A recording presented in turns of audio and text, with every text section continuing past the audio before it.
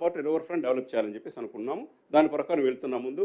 ఆ వివరాలన్నీ కూడా తొందరలో మీతో మేము షేర్ చేసుకుంటాం కూడా.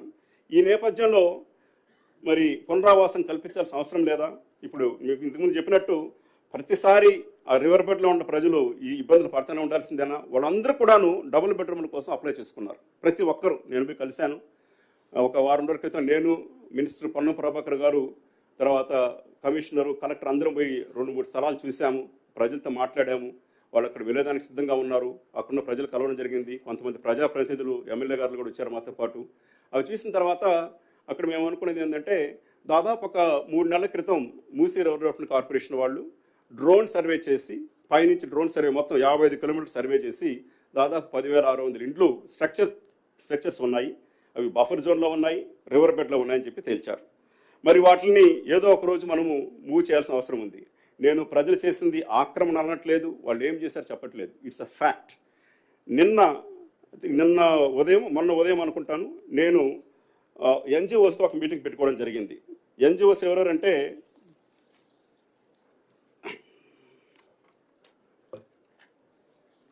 ప్రముఖ ఎన్జిఓలు. వీరందరూ కూడాను అక్కడ ఉన్నటువంటి మూసానగరు వాటిలన్నింటిని కూడాను కాపాడుతూ వచ్చినటువంటి వాళ్ళు. వాళ్ళందరూ వచ్చారు. ఉదాహరణకి ప్రొఫెసర్ హరగోపాల్ గారు వచ్చారు, గౌరవనీయులు. అట్లాగే బ్రదర్ వర్గీస్ అనేసి మాంట్ఫోర్డ్ బ్రదర్స్ వాళ్ళు వచ్చారు. దెన్ లిస్సీ జోసెఫ్ అనే ఒక ఆవిడ, వాళ్ళతో ఆల్మోస్ట్ 30 years నుంచి ఆ రివర్ బెడ్లో పనిచేసినట్టు వాళ్ళందరూ కూడా పిలిపించుకోవడం జరిగింది. 15 ఆర్గనైజేషన్స్ వచ్చారు వాళ్ళతో పాటు. సమీరా బేగం, సయీద్ బిలాల్, అంజమ్ యాస్మిన్, ఫరియా బేగం, వీళ్ళందరూ వచ్చి వాళ్ళతో కూర్చొని ఆల్మోస్ట్ 2-3 గంటలు వాళ్ళతో కూర్చోవడం జరిగింది. దానికి ముందు వాళ్ళతో ఇంకా కూడాను డీటెయిల్గా మాట్లాడేదానికి కలెక్టర్తో కల్పించాను, కమిషనర్తో కల్పించాను. వాళ్ళు వచ్చిన తర్వాత వాళ్ళ డిమాండ్స్ కూడా తెలుసుకోవడం జరిగింది. వాళ్ళ డిమాండ్స్కి సంబంధించి వాళ్ళు ఏం చెప్తున్నారంటే, సడన్గా మీరు మూవ్ చేస్తున్నారు సార్, బలవంతంగా తీసేస్తున్నారు, మమ్మల్ని కొట్టేస్తారని భావిస్తుంటే, అమ్మ కొట్టాలనుకుంటే ప్రభుత్వం ఎప్పుడు మొదలుపెట్టేది. ఆ ఉద్దేశమే లేదు ప్రభుత్వానికి. మిమ్మల్ని పూర్తిగా అక్కడి నుంచి షిఫ్ట్ చేసిన తర్వాతనే ప్రతి కుటుంబాన్ని వాళ్ళ చేత అంగీకారం తీసుకొని వాళ్ళకి మంచి డబుల్ బెడ్రూమ్ ఇచ్చిన తర్వాతనే చేస్తామని చెప్పాను. ఒక ప్రశ్న అడిగాను వాళ్ళు, నేను మీరందరూ డబుల్ బెడ్రూమ్లకు అప్లై చేసుకున్నారా? అందరూ డబుల్ బెడ్రూమ్లకు అప్లై చేసుకున్నాం. ఎవరికైనా వచ్చిందా? ఇంతవరకు రాలేదు. అది ఒక లాటరీ పద్ధతిలో ఉంది. దాదాపు ఒక 60,000 ఇళ్ళు ఇవ్వడం జరిగింది. ఇంకా కొన్ని నిర్మాణంలో ఉన్నాయి. నేను మరి డబుల్ బెడ్రూమ్లు ఇస్తే వెళ్ళిపోతానికి సిద్ధంగా ఉన్నామని చెప్పారు. కానీ వాళ్ళకి కొన్ని ఇబ్బందులు ఉన్నాయి. ఆ ఇబ్బందులు ఏంటంటే, ఉదాహరణకు సడన్గా మేము ఇక్కడి నుంచి వెళ్ళిపోతాము, మా పిల్లలు చదివేం కావాలి, ఇక్కడి నుంచి వెళ్ళిపోతాము, మేము ఒక 2 నెలలు పనిచేసుకుంటున్నాము, మా లైవ్లీహుడ్ ఏం కావాలి అంటే, దాంట్లో వాళ్ళతో మాట్లాడిన తర్వాత ముందు నుంచి ఒక సర్వే మొదలుపెట్టాం. ఇక్కడ అర్బన్ కమ్యూనిటీ డిపార్ట్మెంట్ ఒకటి ఉంది మనకి జిహెచ్ఎంసీలో. సెల్ఫ్ హెల్ప్ గ్రూప్లో మెప్మా వాళ్ళు చూస్తుంటారు. వాళ్ళందరినీ పెట్టి సర్వే చేస్తున్నాం. ఆ సర్వే 2-3 నుంచి జరుగుతూ ఉంది. అది దాంట్లో ప్రతి ఇంట్లో ఉన్నటువంటి మహిళలు ఎవరున్నారు, ఆ మహిళలు ఏం చేస్తున్నారు, తర్వాత వాళ్ళకి సెల్ఫ్ హెల్ప్ గ్రూపుల ద్వారా వాళ్ళకి సహకారం అందించిన మహిళా శక్తి ప్రోగ్రాం చాలా చేయాలి మేము. ఉదాహరణకి అర్బన్ డెవలప్మెంట్ డిపార్ట్మెంట్ 5,000 కోట్ల రూపాయలు 140 మున్సిపాలిటీలకు పెట్టాలి. దాంట్లో ఆల్మోస్ట్ 2,500 కోట్లు జిహెచ్ఎంసీలో ఖర్చు పెట్టాల్సిన అవసరం ఉంది. దాని కింద వాళ్ళకి తప్పనిసరిగా మేము ఈ ఎన్జిఓస్తో కలిసి కమిటీ ఏర్పాటు చేశాము. దానికి మన మున్సిపల్ కమిషనర్ అబ్రపాలి గారు, దివ్యా దేవరాజన్ సిఇఓ సర్ప్ ప్రజావాణి స్పెషల్ ఆఫీసరు, అట్లాగే గౌతమి అనేసి మా జేఎండి గారు, అలాగే 2-3 ఆఫీసర్స్, వాళ్ళతో పాటు ఎన్జిఓస్ను కూడాను. ఉదాహరణకి సంధ్య గారు, వారితో పాటు సజయ గారు, మీరా అనేసేసినటువంటి ట్రాన్స్జెండర్కి సంబంధించినటువంటి ప్రతినిధి ఒకరు కలిశారు మమ్మల్ని అక్కడ. వాళ్ళని కూడా పెట్టి వీళ్ళతో సర్వే మొదలు పెడుతున్నాము. 1 month లోపల వీళ్ళతో యాక్షన్ ప్లాన్ తయారు చేయించి ప్రతి ఉమెన్ కూడాను, సెల్ఫ్ గ్రూపులు ఉన్న వారికి అందరూ కూడాను బ్యాంక్ లోన్లు వడ్డీలో కానీ తీయించడం, వాళ్ళకు ఒక ప్రాజెక్ట్స్ పెట్టించడం, ఉపాధి కల్పించడం. దాంతోపాటు సెల్ఫ్ హెల్ప్ గ్రూపులు లేని వాళ్ళు కూడాను తప్పనిసరిగా సెల్ఫ్ హెల్ప్ గ్రూపులు చేర్పించడం అనేది ఒకటి పెట్టుకున్నాం. ఇంకొక ఇబ్బంది వాళ్ళకి తెలియజేసింది ఏంటంటే, దీని ద్వారా కనీసం ఇన్ఫ్యాక్ట్ మీరు చూసుంటారు, మహిళలను కోటీసులు చేస్తామని చెప్పేసి గవర్నమెంట్ సంకల్పం. ఏమి ఇక్కడ కూడా ఉండొచ్చు కోటీసులు, వాళ్ళు కూడా తయారు చేస్తాం మేము. వాళ్ళందరూ కూడా అర్బన్లో ఉన్న వాళ్ళు స్కిల్స్ ఉన్నాయి, ఆ స్కిల్స్ ఇంప్రూవ్మెంట్ చేయించాలి. స్కిల్స్ కూడా తప్పనిసరిగా ఇంప్రూవ్ చేయించి వాళ్ళకి తగు సదుపాయాలు ఏర్పాటు చేస్తాము.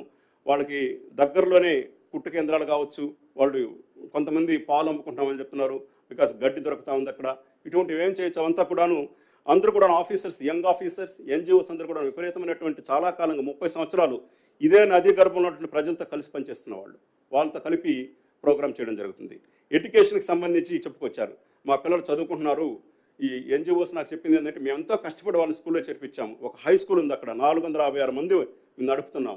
మేము చెప్పామంటే తప్పనిసరిగా నిన్నే ఈ మీటింగ్ పెట్టాను నేను. ఎవరైతే మీటింగ్ పెట్టుకున్నామంటే డైరెక్టర్ స్కూల్ ఎడ్యుకేషన్, టెంబ్రిస్కి సంబంధించిన ఎండి గారు, అట్లాగే ట్రైబల్ వెల్ఫేర్కి సంబంధించినటువంటి ఆఫీసర్స్, సీనియర్ ఆఫీసర్స్ వాళ్ళందరితో మీటింగ్ పెట్టుకొని ఇమ్మీడియట్గా ఎక్కడైతే 23 లొకేషన్స్లో ఈ 1600 బెడ్రూమ్ 10,000 ఇండ్లు ఎక్కడ గుర్తించున్నామో ఆ ఇండ్లలో ఉన్నటువంటి దగ్గర ఉన్నటువంటి వాటికి ఇప్పుడు ఈ నదీ గర్భంలో ఉన్న వాళ్ళు 14 స్థలాలకు మారుస్తున్నాం.